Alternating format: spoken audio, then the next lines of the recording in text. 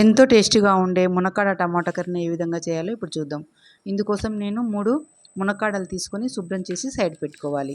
Pan తీసుకొని ప్యాన్లో oil వేసుకొని జీలకర్ర, ఆవాలు, మినపప్పు, శనగపప్పు, ఎండుమిరపకాయలు, కరివేపాకు వేసి వేయించుకోవాలి. తాలింపు వేగిన తర్వాత ఒక పెద్ద సైజు ఆనియన్ని ముక్కలుగా కట్ చేసి వేసుకోవాలి. ఆనియన్ కాస్త మెత్తబడిన తర్వాత శుభ్రం చేసి పెట్టుకున్నటువంటి ములక్కాడలు వేసి రుచికి తగ్గ ఉప్పు, కొద్దిగా పసుపు వేసి బాగా కలుపుకోవాలి.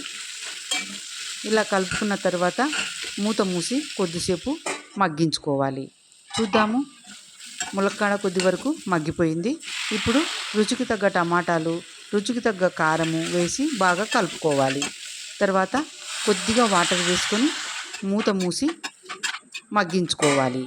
చూద్దాము, చూడండి, వాటర్ అంతా కూడా దగ్గర పడిపోయింది, మునక్కాడలు కూడా మగ్గిపోయినాయి. ఇప్పుడు మనకి గ్రేవీకి ఎంత వాటర్ కావాలో అంత వాటర్ వేసుకొని మూత మూసి కొద్దిసేపు ఉడికించుకోవాలి. చూడండి, కర్రీ అంతా కూడా దగ్గర పడిపోయింది. ఇప్పుడు ధనియాల పొడి, దంచినటువంటి ఎల్లిపాయలు, కొద్దిగా కొత్తిమీర వేసి బాగా కలిపి మూత ముయ్యాలి. 2 నిమిషాల తర్వాత చూడండి, ఆయిల్ పైకి తేలింది, కర్రీ రెడీ.